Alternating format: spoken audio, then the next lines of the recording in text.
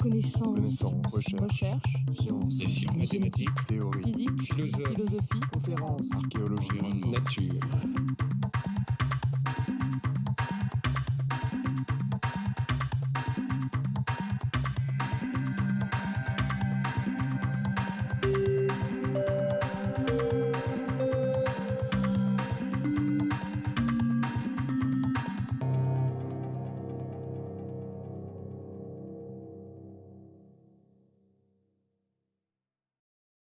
Donc j'avais choisi de laisser à Yves plus de temps que prévu dans le programme initial. Je pense que vous voyez pourquoi. Il se passe des choses tout à fait extraordinaires. Je pense que l'idée que la mémoire est due au mouvement et non pas à l'immobilité comme dans les circuits classiques est une idée tout à fait fondamentale qu'on est loin d'avoir fini d'exploiter. Alors, je voudrais répondre brièvement à des questions qui ont été posées et ensuite vous pourrez poser des questions à Yves aussi et à moi, mais on essaiera de terminer dans l'heure, mais on pourra continuer après, mais l'heure officielle, en particulier pour les films, est quelque chose d'important. Alors, après tout ça, des questions ont été posées. Une question très intéressante a été posée il y a quelque temps par email, par courriel, comme on dit.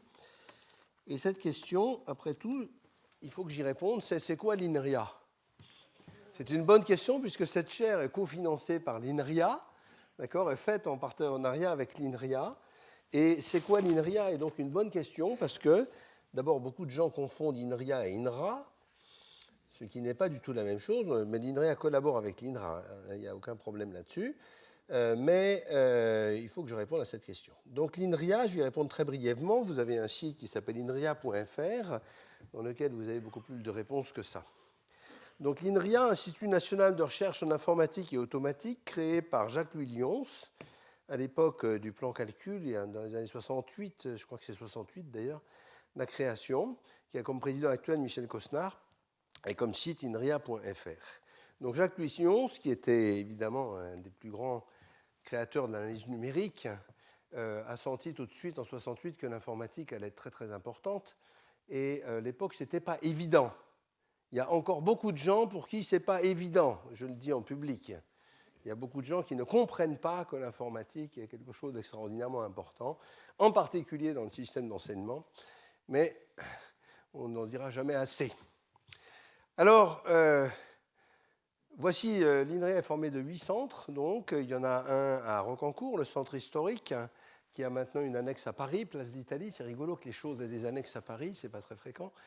Ensuite, il y a un centre, celui où je suis, à Sofia, Rennes, Bordeaux, qui est récent, Lille, qui est récent, Nancy, qui est assez ancien, Grenoble, qui est relativement récent, et Saclay, qui est aussi tout neuf. Donc 3 nouveaux centres qui ont été créés récemment, Saclay, Bordeaux et Lille. Donc ça fait beaucoup de monde dans une grande partie du territoire, avec des antennes. Par exemple, Lille a une antenne à Amsterdam, Sofia a une antenne à Bologne, une antenne à Montpellier, Bordeaux a une antenne à Pau, et donc il y a beaucoup de chercheurs INRIA à travers la France. Alors il y a beaucoup de chercheurs à l'INRIA, donc en fait il y a 600 chercheurs en propre à l'INRIA, mais vu qu'il y a beaucoup de collaboration avec le CNRS, l'université, l'INRA, etc., ça regroupe en gros 3000, à peu près 4000 personnes maintenant, mais il y en a 600 chercheurs en propre à l'INRIA, ça c'est le chiffre important. Ces 4000 personnes sont comptées aussi par d'autres gens comme le CNRS, ils comptent les gens d'INRIA qui sont dans les équipes mixtes, donc il faut se méfier de ces chiffres. Mais en gros, c'est ça, le nombre de personnes qui interagissent, c'est ça. Donc il y a 80 équipes associées dans le monde aussi. Il y a beaucoup de logiciels et il y a une centaine de sociétés innovantes qui ont été créées, dont 50 sont encore en activité, dont par exemple STRL Technologies, dans laquelle j'étais jusqu'à l'année dernière. Le modèle de recherche est organisé autour d'équipes de recherche. Une équipe de recherche est quelque chose de thématiquement fort, très organisé, centré autour d'un thème et d'un leader scientifique, qui est autonome financièrement, etc., qui a une durée de vie limitée, qui est officiellement limitée à 12 ans, mais la pratique, la moyenne est à 8 ans, Beaucoup de partenariats industriels, scientifiques, etc. Le transfert fait partie des missions de l'INRIA. Ce n'est pas un institut de recherche uniquement éthéré. Il est autorisé de faire de la recherche fondamentale. Il est encouragé de faire de la recherche fondamentale. Il est aussi encouragé de faire des applications. Et suivant les équipes, on fait les deux, où certaines sont plus applicatives, certaines plus fondamentales.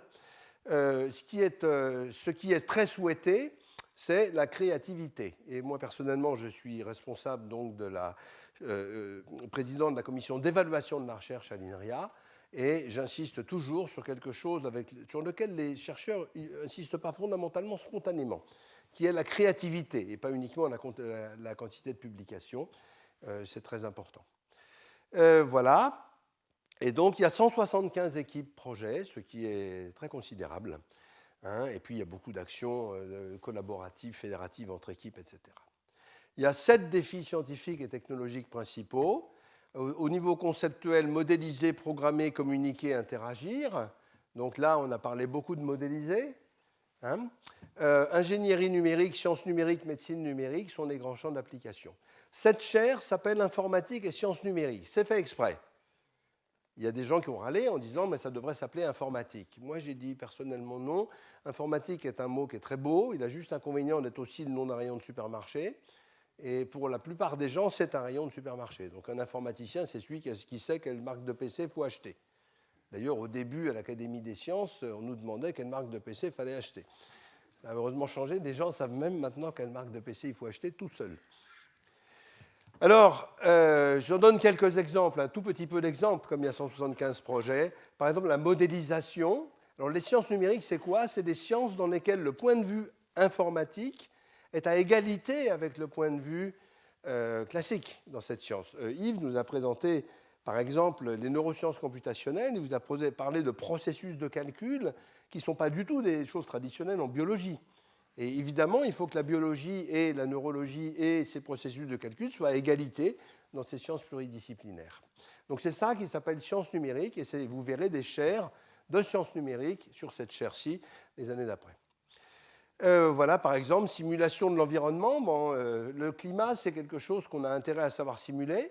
Ce n'est pas fait hein, de simuler le climat. On ne sait pas simuler le cerveau. Le climat, ce n'est pas encore tout à fait simple non plus. Mais on n'aura pas 2 expériences, donc on est obligé de simuler. Ou les astronomes, par exemple, ils n'ont pas encore les budgets pour fabriquer des trous noirs en labo ou faire exploser des supernovas dans leur labo. Donc, comme ils ne savent pas provoquer ça dans le cosmos non plus, ben, ils simulent beaucoup. La sécurité et la fiabilité des systèmes informatiques, tout le cours modèle de calcul n'arrêtait pas de parler de maîtrise du calcul. Et voici, par exemple, un morceau de protocole de très haute sécurité pour les cartes à puce qui a été prouvé en coq. Coq, c'est du lambda calcul. Donc vous voyez, la distance entre le lambda calcul et la pratique, eh ben, elle commence à être moins considérable. Je vous cite une très jolie phrase que m'avait donnée ma libraire quand elle avait reçu un livre que j'avais acheté sur le lambda calcul. Elle m'a téléphoné en disant « Monsieur Berry, j'ai une bonne nouvelle pour vous, j'ai reçu votre livre sur le lambda calcul. » Et j'ai toujours du mal à dire lambda calcul, je ne sais pas si vous avez remarqué pendant le cours, parce que je dis lambda calcul maintenant de façon assez systématique. C'est quand même plus beau. Bon, vous avez vu des choses sur la communication et le calcul ubiquitaire, vous avez vu l'Internet du futur, vous avez vu Manuel Serrano et Anne-Marie Kermarek vous présenter, ben, ce n'est pas l'Internet du futur, c'est l'Internet du présent. Hein, c'est la préfiguration de l'Internet du futur, etc. Et donc, toutes les mathématiques algorithmiques des systèmes distribués, ce que vous a raconté Michel Reynal, etc., tout ça, c'est très développé là-dedans. L'informatique change énormément. Hein, par rapport aux années 70, il n'y a plus beaucoup de rapports. Et les sciences numériques, vous allez trouver dedans les matériaux numériques, la cellule numérique, simuler, pas forcément un neurone, mais le fonctionnement biologique d'une cellule. Comment une cellule naît, contrôle ses protéines, etc. Bon, c'est du boulot, il y en a pour quelques petites années. Et ça se fait évidemment avec les biologistes. Les plantes numériques, il y a beaucoup de travail sur les plantes numériques pour comprendre ce que c'est qu'une plante, et par exemple pour dessiner des plantes. Il y a des choses mathématiques merveilleuses pour arriver à dessiner des arbres. Au début, on faisait des fractales, mais les fractales, dès qu'on a un peu l'habitude, ça ressemble surtout à des fractales, ça ne ressemble pas à des arbres. Et maintenant, on sait faire beaucoup mieux que ça et dessiner des arbres, des vrais arbres, qu'on caractérise par un petit nombre de paramètres. L'écologie numérique, ça, je n'ai pas besoin de vous convaincre que c'est très important. Biosphère, vous voyez, beaucoup de sciences du vivant maintenant. Médecine numérique, un des grands axes de l'INRIA, une des très grandes forces, je pense. Modélisation d'un cœur. Alors ça, par contre, ça a été extrêmement développé dans un programme qui s'appelle CardioSense, où on a une modélisation très complète d'un cœur, mais pas encore d'un cœur d'un coureur, hein, ou de quelqu'un qui monte un escalier, d'un cœur en fonctionnement normal. Mais ça va extrêmement loin, ça regroupe de l'automatique, de la mécanique des fluides, de la propagation d'électricité, etc., de l'informatique. Et maintenant, par exemple, ces modélisations commencent à être utilisées en pré-chirurgie pour préparer des opérations chirurgicales. Et maintenant, il y a une espèce de cœur standard. L'idée serait d'avoir une espèce de cœur standard. Et quand vous arrivez chez votre cardiologue, on vous compare, mais alors en 4D, hein, avec le temps, mais en beaucoup plus que 4D, parce qu'il y a aussi des potentiels électriques, etc. Donc en vrai multiparamètres. Bon, ça, vous pouvez trouver beaucoup d'enseignements. Il y a un film qui est disponible en DVD. La cartographie du cerveau. Cartographier le cerveau, c'est un grand, grand projet qui est en cours. Parce qu'il y a ce qui se passe dans le calcul, mais il y a aussi des localisations, et puis par exemple comprendre l'action d'une tumeur, comment elle grandit, et qu'est-ce qu'elle va abîmer, etc. L'interface entre système nerveux et système artificiel, Brain-Machine Interface. Comment commander des choses par la pensée. Alors ça aussi, c'est en grand développement dans le monde. La chirurgie numérique. Il est évident qu'il y a de plus en plus de robots chirurgiens parce que les chirurgiens ne sont pas extrêmement précis. Les robots peuvent être plus précis. Les yeux, par exemple, la chirurgie des yeux est entièrement faite avec des lasers femtosecondes, invention de Gérard Mourou, prof à l'école polytechnique. Et quand vous allez chez l'ophtalmo, essentiellement, il met 3 paramètres dans l'ordinateur et faire tour chariot et ça vous rabote l'œil. Et mes 2 filles l'ont fait, c'est très très impressionnant. Elles sont sorties, en gros, l'après-midi, elles y voyaient, quoi. Bon, et maintenant, il y a des chirurgies beaucoup plus compliquées qui se font. Bien, vous voyez. Il y a beaucoup de diffusion de la formation scientifique. Évidemment, il y a cette nouvelle chaire ici qui va continuer. Et Interstice, le site Interstice qui contient beaucoup, beaucoup de choses, et beaucoup de choses pour l'enseignement en particulier, que je vous conseille d'aller voir. Et puis les choses standards, l'organisation des colloques et l'enseignement. Bon, voilà.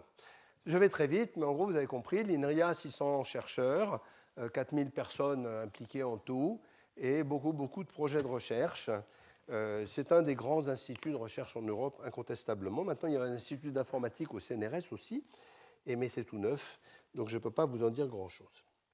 Alors, pour revenir aux questions, je vais répondre rapidement aux questions. Alors, j'ai choisi éventuellement de ne pas trop faire les analyses, mais vous aurez toutes les réponses sur les transparents qui seront sur le site.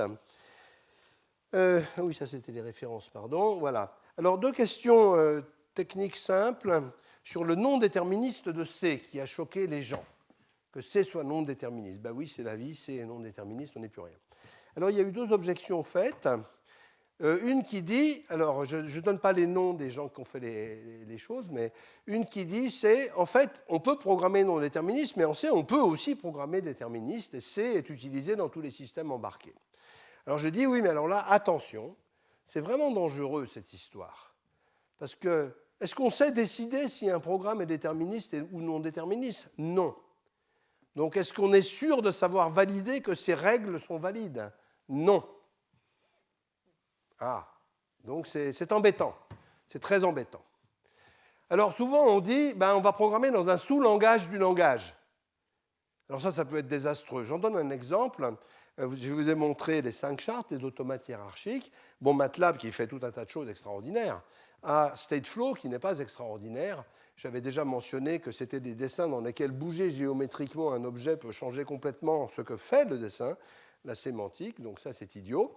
Et il y a des règles, par exemple éditées par Ford. Il y a un volume de règles de Ford qui dit qu'est-ce qu'il ne faut pas faire. Mais ce volume est à peu près aussi épais que le volume qui dit qu'est-ce qu'on peut faire. C'est-à-dire qu'il fait à peu près 100 pages, le truc qui dit qu'est-ce qu'il ne faut pas faire. Et il n'y a personne qui vérifie si c'est vrai ou pas. En programmation moderne, on ne peut plus se permettre ça. On doit être totalement rigoureux, et ce n'est pas du tout normal d'accepter qu'on a un langage qui peut faire n'importe quoi, et qu'on va mettre des règles que personne ne sait tester pour ne pas faire n'importe quoi. Je pense qu'à l'heure actuelle, on peut faire mieux. C n'a jamais été fait pour faire de la programmation sûre. C'est bien parce que quand on génère du C, par exemple, on peut montrer que du C généré à partir de Scale vérifie les bonnes règles parce qu'on n'écrit pas à la main. Donc on peut montrer que le processus automatique va générer du C qui n'a pas de problème. Ça veut dire que C est pris comme un assembleur, en fait, qu'on peut assez contrôler. Mais il faut se méfier. Un bon langage est un langage dans lequel tous les programmes sont clairs. Hein, pas ah oui, mais là, vous n'avez pas respecté la règle 23. Ben oui. Et quoi, il faut un avocat pour savoir si elle est respectée ou pas? Non, non, il faut un système de preuve, pas un avocat. Deuxième chose, est-ce qu'on peut éviter ça? Oui. Alors on peut, mais ce n'est pas totalement simple. C'est-à-dire la raison pour laquelle C n'est pas déterministe, c'est que l'ordre d'évaluation n'est pas déterminé. Ça, c'est pour des raisons d'optimisation qui ne sont pas idiotes. Et par exemple, qui sont aussi reproduites dans Camel. Camel a le même problème, et ça, ce n'est pas normal. Bon, on peut aussi travailler avec des langages qui n'ont pas ce problème, et c'est ce qu'on fait. Par exemple, dans les avions, on utilise Skate. Skate n'a pas ce problème, et après, il est traduit en C en sachant qu'on évite ce problème. Alors, une autre question extrêmement pertinente. Pour STRL, j'avais présenté les contraintes. J'avais dit la sémantique comportementale que je vous ai montrée donne des contraintes. Et l'objection qui m'a été faite, c'est, mais en fait, ce n'est pas des contraintes, la sémantique. Vous dites qu'il faut définir la sémantique rigoureusement, et puis vous nous donnez des contraintes. Mais les contraintes, ce n'est pas rigoureux, ça ne définit pas. C'est exactement ce que vous venez de dire pour C. Alors, non, c'est plus subtil que ça, si je n'ai pas été assez complet. Oui, ce que je vous ai montré, c'est des contraintes. La sémantique comportementale, c'est un premier pas qui définit des contraintes et que toute autre sémantique doit satisfaire. Ça veut dire qu'une vraie implémentation ne va pas être fondée là-dessus, mais sur quelque chose de plus précis. Par exemple, la sémantique constructive, fondée sur la logique constructive que je vous avais esquissée, ou bien la sémantique acyclique. Le point important, c'est qu'on ne change pas de monde.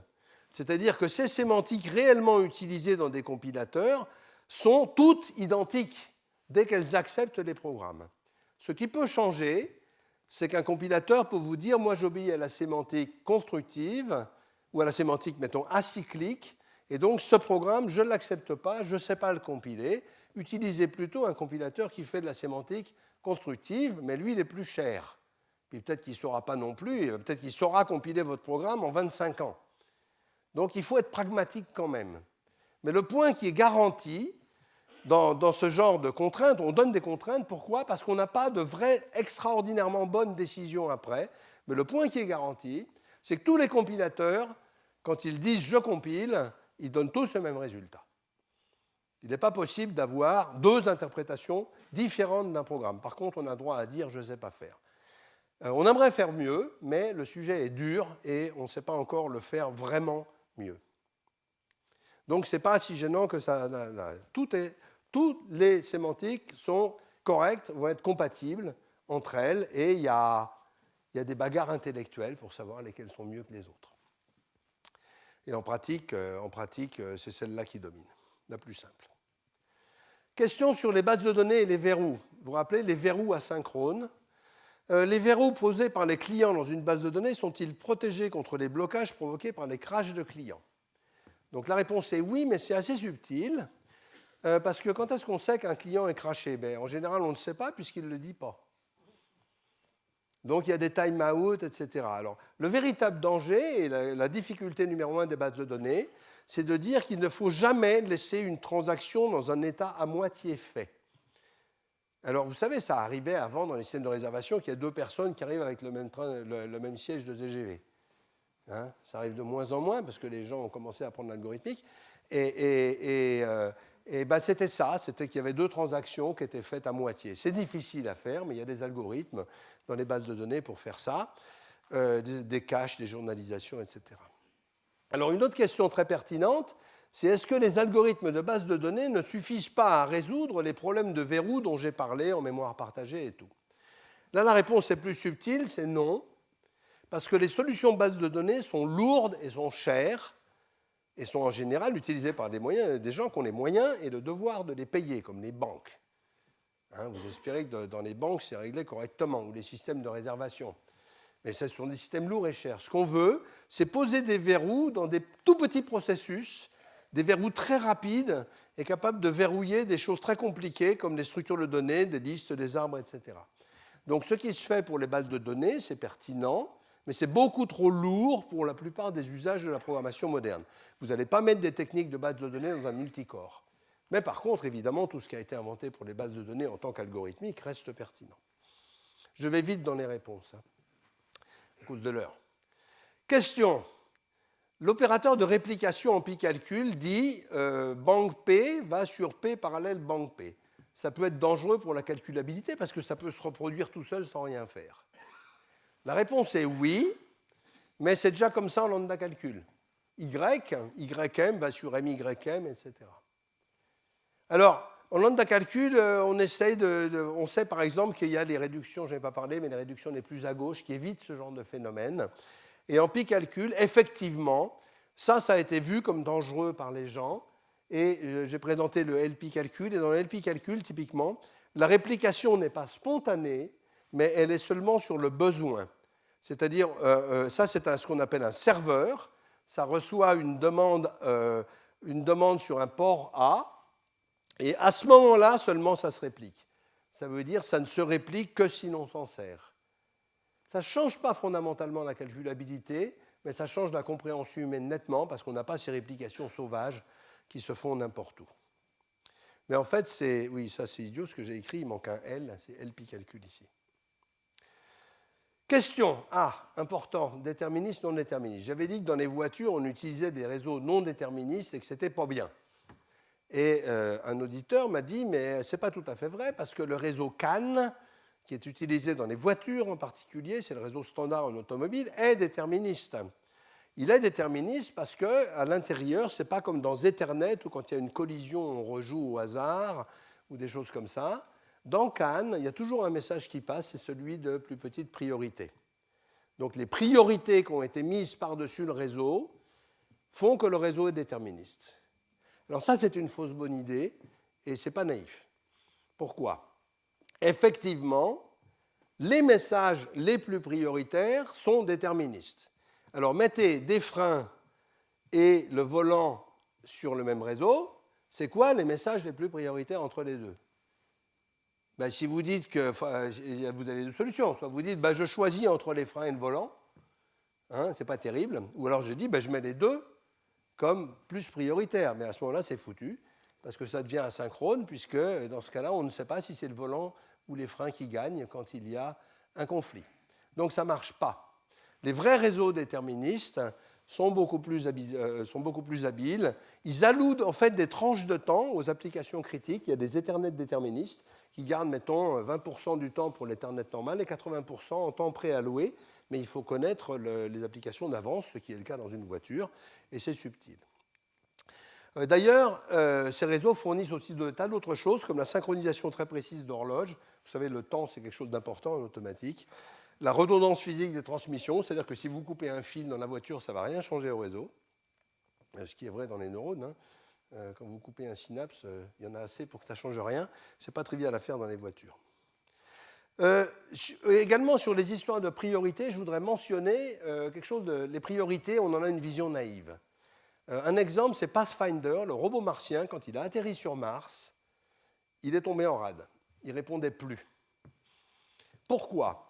Parce qu'il s'est passé un phénomène très connu dans les systèmes opératoires qui s'appelle l'inversion de priorité, qui, avec une tâche de très faible priorité, va mettre un verrou qui va bloquer une tâche de très haute priorité, et que ni la tâche de très faible ni la tâche de haute priorité vont pouvoir travailler, seule la tâche de moyenne propriété va pouvoir travailler.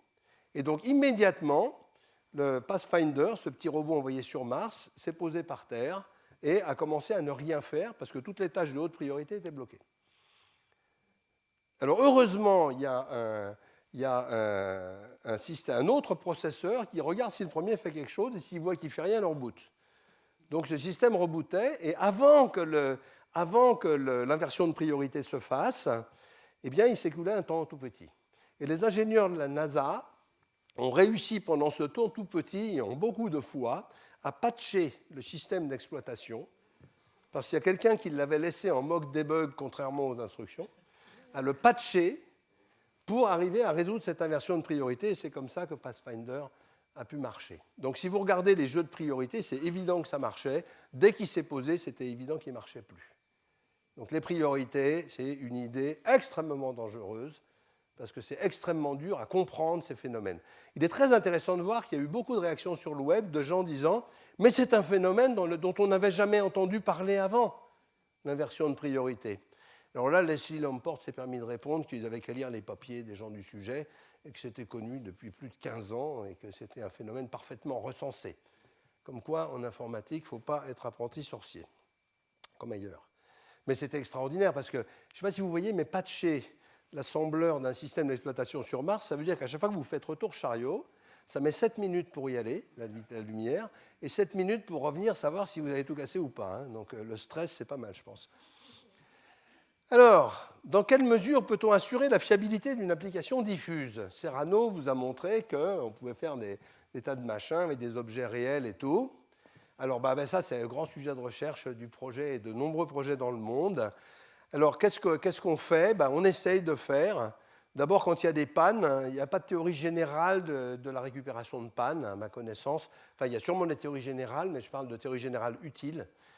Je ne suis pas sûr que ça existe. Il y a beaucoup de vocabulaire, mais il n'y a pas forcément énormément d'idées. Donc, ce n'est pas encore très bien compris. Par contre, pour la sécurité, là, il y a énormément de travail. L'idée, ce serait de dire qu'on a un langage qui va décrire quelque chose et on va assurer par la compilation qu'il ne peut pas y avoir d'intrusion, qu'il ne peut pas y avoir de trou de sécurité, comme il y en a dans Explorer ou dans ces choses-là dont vous entendez parler tout le temps. Et donc, ça, ce n'est pas fait.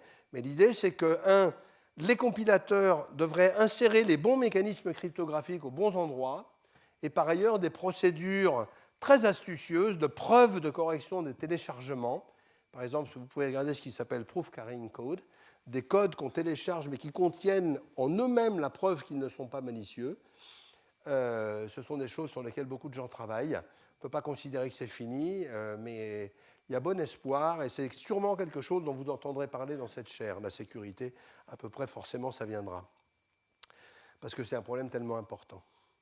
La programmation diffuse peut-elle avoir des applications dans les applications industrielles critiques, par exemple composants mobiles reliés à la physique des objets? Alors là, la réponse est oui. Exemple, je le dis souvent, il est idiot que 2 voitures se rentrent dedans sans s'être parlé avant. D'accord? C'est complètement idiot.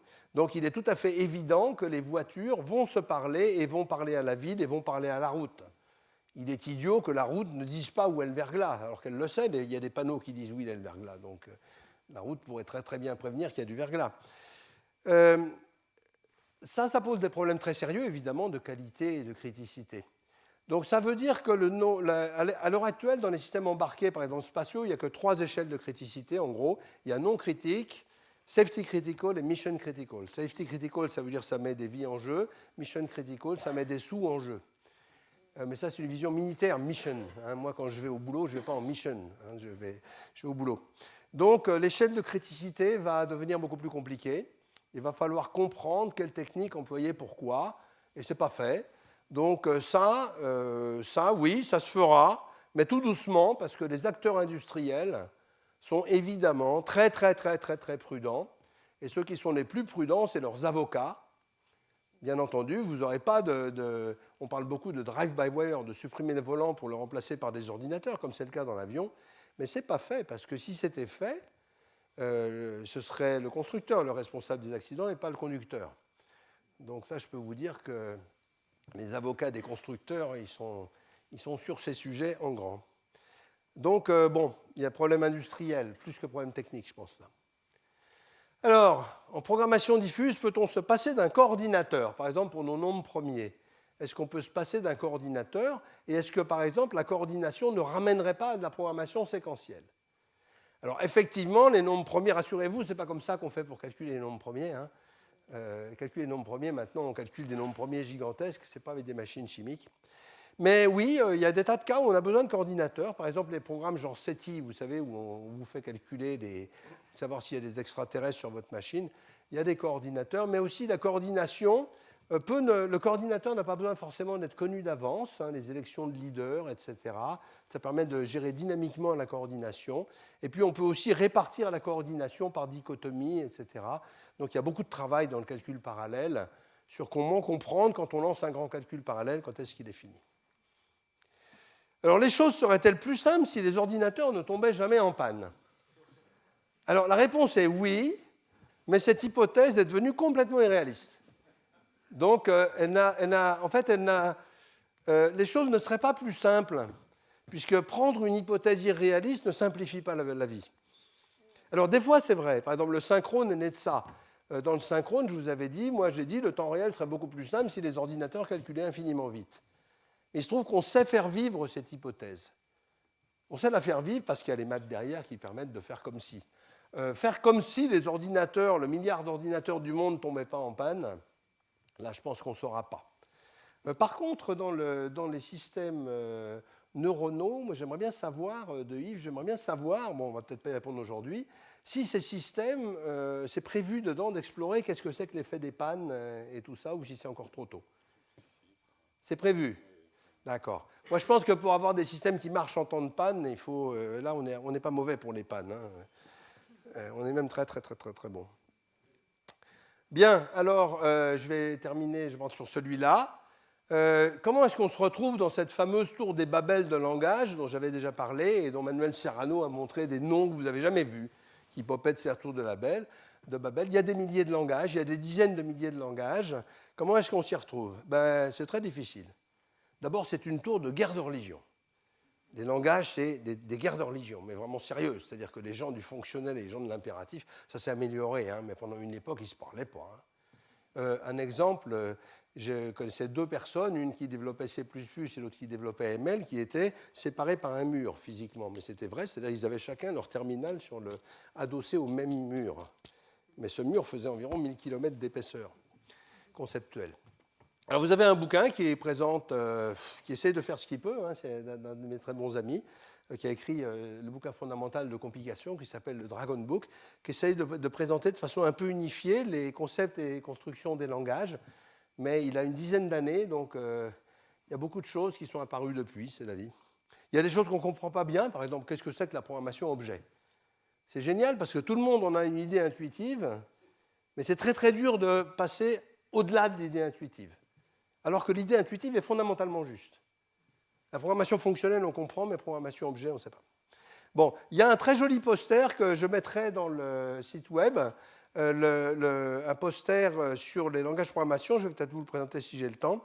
Et puis, vous regardez Wikipédia, anglais, hein. Français, il est vraiment un peu trop liste, mais l'anglais n'est pas si mal. Comme d'habitude, d'ailleurs, sur Wikipédia, c'est un bon endroit pour aller voir les choses comme ça. J'avais présenté cette carte darwinienne. Donc les langages de programmation, c'est un peu une machine chimique. Hein. Il y a des unions qui se font, il y a des gens qui se causent, il y a des gens qui se détestent. Donc là, j'avais mis en noir les langages essentiellement des praticiens, en partant de Fortran, COBOL, que je n'ai pas mis là, etc. Basic, Force, qui était plus malin. Force a donné PostScript, par exemple, c'est bizarre. Lisp, qui était un langage plutôt de praticien, parce qu'il y a marqué lambda dans Lisp, LAMBDA. Mais si vous regardez ce que c'est exactement pas lambda. Hein. Dans Scheme, c'est exactement lambda. Dans Lisp, c'est exactement pas lambda, mais ça s'écrit exactement pareil, avec des parenthèses rondes. C'est des langages doux et chaleureux. Ça pique pas.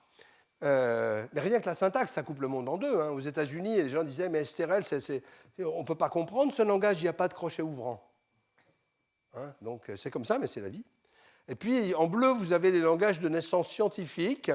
Et puis, en rouge, vous avez les nôtres, là, la communauté synchrone. Là, avec des carrés, vous avez ceux qui sont très répandus ou bien répandus. Et puis, vous avez des filiations bizarres dans tous les sens, mais il faudrait un graphe beaucoup plus complexe que ça. C'est la vie. Je ne suis pas sûr que qui que ce soit ait vraiment jamais fait un dessin. Et tous les profs sont confrontés à ce truc-là. Qu'est-ce que je vais enseigner ? Et souvent, on voit des gens dire, puisque j'y comprends rien, je vais créer un nouveau langage. Ce qui ne simplifie pas le paysage, et en plus, c'est très très cher. Une question aussi, combien ça coûte de temps de développer un langage fonctionnel? Eh bien, ça coûte 3 jours pour commencer et un nombre quelconque d'années pour faire en vrai, avec un nombre quelconque de personnes. Donc, ce qui limite la naissance des langages maintenant, c'est que le coût d'entrée est très élevé. Si vous regardez l'effort pour construire Camel, l'effort pour construire Java, c'est absolument considérable. Bon, alors, j'ai répondu rapidement, mais là, il est 12h17. Hein, je vous laisserai poser des questions à Yves après, mais alors ce sera hors fil. Donc, conclusion globale de tout ce cours. J'ai essayé de vous proposer un grand voyage dans les modèles, en partant de calculabilité. Ensuite, avec des modèles abstraits, les machines de Turing se vendent très mal. Hein, il n'y a pas de start-up proposant des machines de Turing, mais elles restent très intéressantes. La séquentialité avec des modèles simultanément assez concrets et abstraits, comme les lambda calculs. Le parallélisme asynchrone, toujours moins clair et nombreux, mais fondamental, il y en a partout. Parallélisme synchrone, c'est bien clair, c'est bien carré, il y a encore plein d'idées à avoir, hein, mais c'est bien clair, bien carré. Ça naît pour le parallélisme diffus. Et ce que j'ai essayé de faire dans ce cours, c'est vous montrer une perspective différente de d'habitude, au sens où on peut parler de tous ces modèles en même temps. Ce sont des conférences, ce sont des gens qui ne se connaissent pas souvent, ce sont des conférences qui ne se connaissent pas. Il est très rare de trouver quelqu'un qui connaît simultanément du synchrone et de l'asynchrone. C'est peut-être le rôle du Collège de France de présenter ce genre de choses, pas comme d'habitude. C'est un peu ce que j'ai essayé de faire. Et ils sont beaucoup plus socialement disjoints que techniquement disjoints, ces modèles. Hein. Et l'interdisciplinarité, ce n'est pas Yves qui me contredira, la difficulté n'est pas scientifique, elle est essentiellement sociale. Et ça s'améliore fort heureusement beaucoup en ce moment. Voilà. Alors, tiens, il y a un petit bug. Donc, je voudrais remercier tout le monde, les séminaristes, les présents, les internautes, Bernard qui fait les films, Marion qui les diffuse, Marie qui gère cette chaire, et tout le collège. Et l'année prochaine, vous aurez quelqu'un d'autre sur un autre sujet. Il n'est pas autorisé de vous dire qui est ce professeur ni qui est le sujet avant que la signature officielle par le président de la République soit faite le 1er septembre. C'est la loi du collège. Mais rassurez-vous, ce sera intéressant et sur des sujets complètement centraux en informatique et ailleurs. Je vous remercie.